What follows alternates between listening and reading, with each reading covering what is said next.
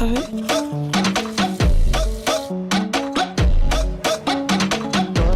Las letras que escribe, seamos sinceros, son de las mejores que hay ahora mismo.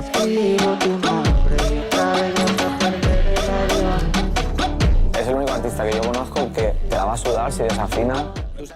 In the section Velodrome in San Sebastian. It's a national premiere, a world premiere. We have here Rogelio González, director, Cristina TRENAS, director, ANTÓN ÁLVAREZ, artist, SANTOS BACANA, director, and Jorge Ortiz de Landazuri, executive producer in Movistar Plus. I'm going to ask the first question, and then you can raise your hands in order to have a Q&A session. I'd like to ask the directors and the producer, how come that this documentary was created following Zetangana tour, and when did Movistar Plus enter the project? This documentary emerged from various projects. There's one documentary when he started with this record and the tour El Madrileño, and we went to Cuba to be with Omar Portuondo, Andros Ochoa. They were great stars of a previous film, and this project was stopped due to the pandemic. We had pending meetings with Calamaro, with Jorge Drexler, with all the components of the album, and this never happened because it was a tour through Latin America. We came to Spain. We wanted to make another documentary in the long term, which was based on the creative figure of Pucho and the cyclic idea of the creative cycle. And once the tour started, the producing company of the tour decided to stop it because they looked at the figures. They called us and they said, we have to do something. Let's adapt this tour. We need to have a product, between inverted commas. We need to find a new formula, a new product. I think it's worth to document this process. So from there on, we started a long process. We didn't have a very specific idea about this documentary. We followed Pucho through many countries and cities, and along this process, Movistar Plus appeared. And since the beginning, they were very clear, very solid. They liked the project. They stimulated, they supported us because we come from the video clips, we come from advertising, we come from other environments. And Jorge was supporting us, and we trust him. So this gave us a very important thrust. And in Movistar, we had an obsession. We wanted to work with Little Spain since the beginning, and our conversations were constant. We wanted to be there. We want to work with creators with a different gaze, with a different vision, with a different way of doing things. And we knew that Little Spain had something that we wanted.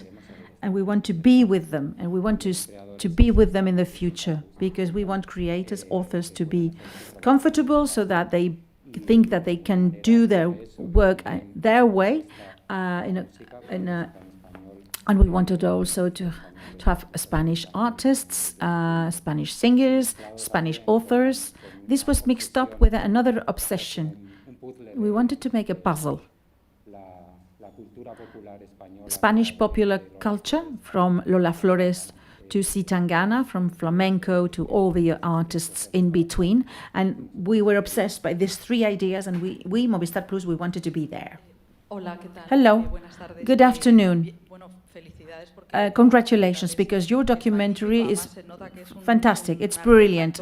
It's an artifact that is growing with time. And it was funny because it seems like an assembly, people meeting. It's like an assembly, and we never know how you make progress, how you develop. There's love around it. It's like seeing boys finishing a stage in their lives. What about your assembly type of leadership? This documentary closes a stage for you all. And Pucho, in fact, you say 3 times that you want to be a director. So please tell us, what are your projects? What type of director you want to be? I have no idea of the type of director I want to be, but I feel comfortable because I had no idea about the record El Madrileño. I didn't know what was going to be that recording project. I had the ambition to make cinema. I'm surrounded by a whole ecosystem. We love to say that that's Little Spain. It's a hands-on project. It's happening already. I'm not able to define myself as a director. I'll try to make a movie, and once it's finished, we'll speak again. We'll talk again once it's done. Okay, in Little Spain, we work around consensus. That's why you say it's an assembly. It takes a lot of time, but at the end of the day, we'll have a different vision, a different perspective, different viewpoints and ways of working, which are very different. But we get on very well. I remember during the first meetings, Pucho said, we are like the Power Rangers because each of us has a specific force and a specific talent. So working together in this way is really interesting. But we are a group of friends too. And that's a very specific way of working together. Throughout this process, we had moments. People were demotivated, and we were 3 of us, and we accompanied the team and the crew. I came here thinking that this is the closure of a stage. This is the end of the stage. The producing company started with El Madrileño record, and then there was the tour, and now this is the 3rd part of this triptych. And for me, it's the end of something. And I was talking with Patri and Chavez, our co-producers. It's the beginning of something new. There's freedom, there's a learning curve after this project, and I'm still learning, and I'm still full of energy. I want to think about a new stage, a new phase. Why not? Hello, my name is Juan Sarda. I come from El Cultural. Congratulations for your documentary. It's really interesting. My question is, I watched that documentary and I was worried because you lost €500,000. What happened? I'm really worried about that. I'd like to know, where's the money? Did you recover the money? If you lost money, who lost it? My second question, is it compulsory to have a North Face coat to work with Zetangana? Because everybody wears big coats. To the first question, I'd like to answer this question about the money that has been lost. This documentary focuses on this first part, the problematic, the tough part. There was a shock between the creative ambition, the excessive ambition, and the great difficulty of making money, of being viable, being cost-effective. But of course, we have great women pushing and pulling, and we can't show it really because the drama is behind the scenes.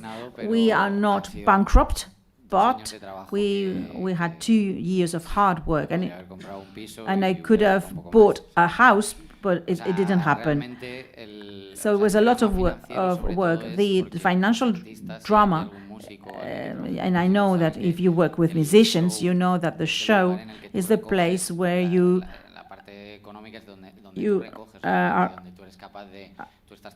you're getting the money because you work with managers, with the bookers for many years, and then during the concert, during the gig, you're getting the money. In 3 months, you just harvest the whole of the cereal, if you want, and then you get the money, and then you continue with your composition. I'm very happy because almost everything in my life I've done it with passion, not for money, even though people think differently about my ambitions and why I do things.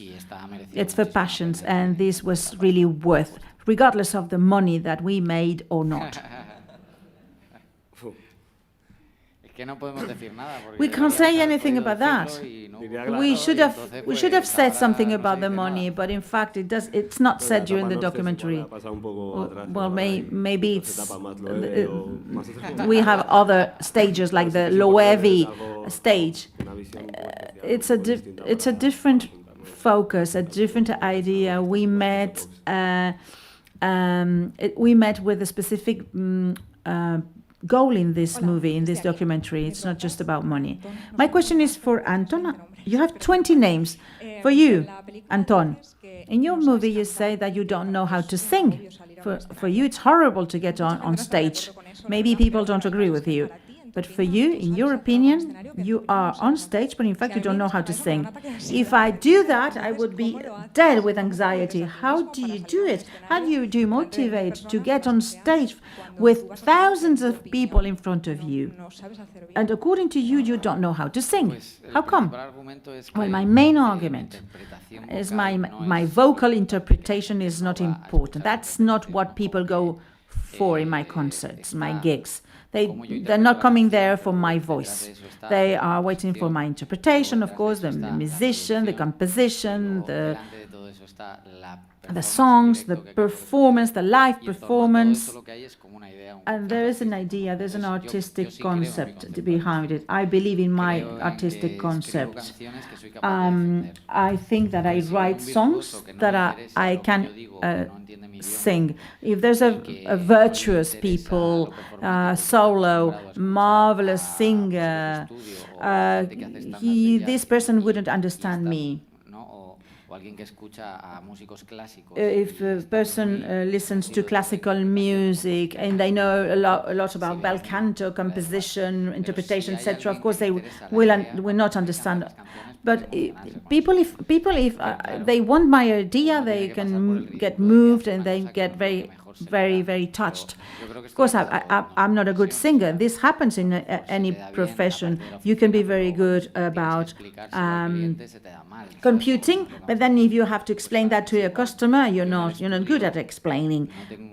In my studio, I have the normal insecurities of a rapper, but I'm in control, but I'm not in control on stage. It's not my environment. I didn't think I was an artist on stage until this show, because I'm a rapper, we are DJs, we are party people, but my artistic ambition made me feel I wasn't an artist. Now I'm more of an artist because of these concerts. Hola, sí. Hello, José Manuel Romero from El Cine in La Ser radio station. You don't want to speak about marketing product. You say that people have a specific idea about yourself, which is not true. In this documentary, are you honest with yourself? Do you give your real image? Why do you believe that people have a wrong idea about you? Why do you consider that people think of you of a marketing product?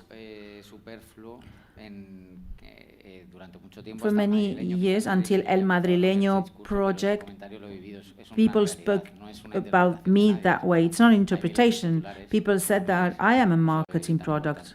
And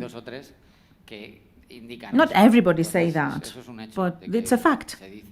People say I'm a product.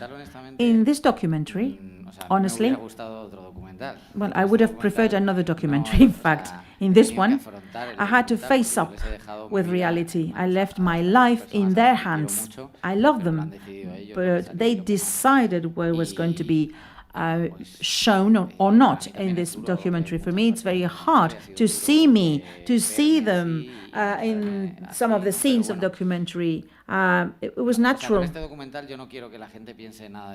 I don't want anybody to think about me, but about the project. I just don't mind. If they love me, it's okay. If they hate me, it's okay too. I'm not going to change my mind after this movie. Hello. Paniagua, I'm a music journalist. Pucho, you insisted on the concepts behind every record, the narratives after the albums and the characters in the album. Now your friends have offered you a great present with this documentary, with the epic, the tragedies, with the good things being celebrated during the tour. Is it a present? Oh yes. It helped me to see me from the outside. And you see me in the documentary. Unfortunately, that's me. I'm obsessed about controlling the creative part, and I had to let it go, and it allowed me to see me from the outside, to see the process, and many things that I will and I want to improve of myself, and sometimes I don't see that. But I really see what I see. When I see Lele, she's so involved. When I see Pep embracing Johnny, there was a lot of tension, pressure, stress. You think that you give everyone what they need, but of course it's very stressful. You never know if you give what they really want from you. There are lots of moments during the documentary that make me feel good, but not all the time. Sometimes when I see myself at such specific moments, I just want to disappear. Hello. Madalena Chanis from Agencia EFE. I'd like to ask you, regarding the music, what are your plans? In the documentary, you say that you're a bit fed up with your music, that you want to stop music. Is that true? And can you give us more details about the cinema project you are involved in? At what stage are you in this cinema project? Well, I have to talk with my partners. They are the owners of the movie. Well, you can tell them. Why not? Okay. I'm shooting a documentary piece. It's a non-scripted piece. That's the terminology that we used.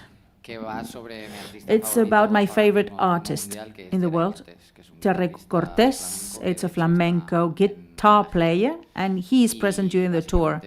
His name is Cortés. It's about this guitar player, his compositions, his way of composing music, about his personality and this man as an artist. It's a documentary, yeah. I can't say anything about the music. I just don't know, have no idea. But I like to be in this moment now because I don't know. Why not? There's uncertainty. I've published albums. I'm going to publish more albums. I'll do music. I'll make music all my life because it's a natural thing in me. I know how to make music. But the next projects, I want to be really impassioned. I want to be moved. I want to be happy with my new projects. I don't need to publish new songs all the time. But of course, I have this passion of studios and recordings, but I won't go there next week. But of course, I'll make more music in the future. It's Juan again.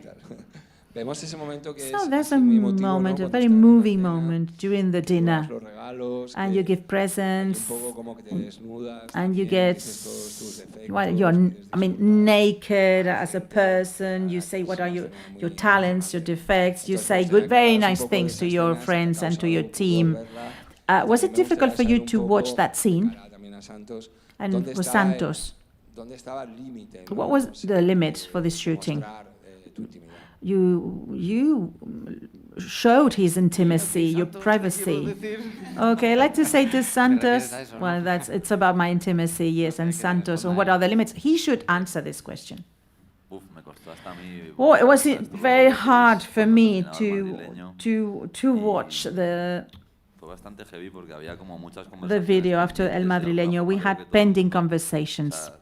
It was difficult to see the footage. There's creative relationships have been evolving with Pucho, with Chavez, the assistant, and it was a magical moment. You said this during the dinner. You were crying, and I was really thankful. I think that a stage was closing, a phase was closing. You know how demanding this work is. The creative work is so demanding, and our relationships could suffer. It was very courageous on your part. It was very, very nice. I felt very emotional. I was shooting it. It was like the second part of the documentary when you said so many nice things to the team. And it was very honest, very special. I think he dared do that. And I think we were not really aware that the camera was on. It was very natural. We didn't have a real documentary yet. It was with no inhibitions. It was very free. We didn't think about the camera. We just forgot about the documentary. CRIS sometimes brought the camera to the office when we went to have dinner.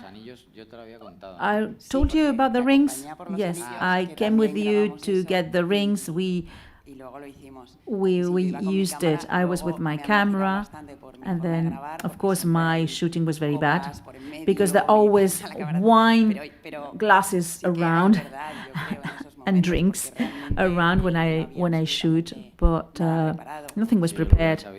If I had known it and you introduced us to Yeray 3 days after the introduction, oh, this is my favorite artist, Yeray, and he played seguirillas to us, the guitar player. We have several minutes for more questions. Please raise your hand if you want to take the floor. Thank you. Hello, Pepa Blanes, Cadena Ser. Ah, we are fans. We're fans of your program. Oh my. I don't know what to say. I'd like to ask the directors, because you spoke about a tragedy. Your documentary has also moments of comedy. It's a spontaneous comedy. It's natural because of Pucho's character, because of the situation. What about these comic moments, the tragic moments too? You spoke about privacy, intimacy. Nothing was prepared when you go to the mother's house. It was Javi's mother because I wanted to get the chorizos, the sausages. Is it natural? It's your friends. You show your intimacy. Now what is very fashionable is self-fiction, but you show everything. And sometimes did you think, oh, I don't want to show this, or this is the limit, or will I continue this conversation? Well, they will tell you about this, but I didn't know to what extent I was exposing myself, because normally I live with them and there are cameras all around. I didn't realize that this was happening. We work together for many years, and there's always a camera on. I know that cameras are on, and we are living with that. So I know that at the end I wanted to see some of the music takes, because they selected the music takes. I didn't choose the live concert moments, and then I realized that everything was filmed and that we do live together, and we were free, but I wouldn't let anybody else do that with me. It's just because they were my friends, and if Sorrentino say do this, I'll do it, but it's the only one. I wouldn't have allowed Sorrentino to shoot any takes at home with my wife. That was intimacy, and I did it because it was my friends. Talking about humor and the comedy part, I knew Rogelio and SANTOS said they have a very good chemistry. The other day, they asked me, what did you learn from Pucho that you didn't know before? In the last few years, I learned that he is a very funny person. Pucho is very funny. You can't really see it, but it's true. And I just love it, because in the documentary, we see you You're free, you're comic, you're funny, and something that we don't really know about you. But I'm really surrounded by funny guys. Yes, clowns, basically. Marc Garriga, Catalunya Radio. You know that journalists are full of appetite, and we really liked this documentary. In Little Spain, or you, Pucho, I think that now you focus on the documentary genre. In the future, will you make any fiction? Well, that's the next surprise. Oh, that's a bit difficult. We want to do more things. Apart from the non-scripted piece, of course, we wanted to make some scripted pieces too. Why not? It's a desire, it's a wish. We all have scripts in our heads, and then we see there's a project of a series that is in development, and we know that this can go down at any moment. So we never know if the series will be made eventually. If there are no more questions, I have the last one. Of course, this was a community and a collective work. It's not very common to see 3 directors in the same documentary. How did you work together? Because 3 directors together, and you are directors, but you are also in front of the screen. How do you manage these roles? Well, meta cinema, it's something that is in our DNA. It happens. We are behind and in front of the cameras, and we are directors, but we are also in front of the camera, so we need to capture everything. And working together was fantastic. The best thing that could happen to me. 2 years for this whole project with CRIS, with SANTOS. I mean, I can't imagine other people with whom I would like to be. It's ideal, and we want to work together and to be happy and unhappy together. It was a disaster. I can't stand them. No, it was a fantastic process. I feel very fortunate to be there, the 3 directors, and we were very complementary because each of us gives something different to the documentary. I do more production because I was doing the executive production of the movie. My 2 friends have an aesthetic style that is very sophisticated. Their careers are very consolidated now. Each of us contributes with something, with a grain of salt. It's like the 3-headed dog. That's what we are with 3 directors, the 3-headed dog. It's enough. Thank you very much. A round of applause for our artists. Thank you.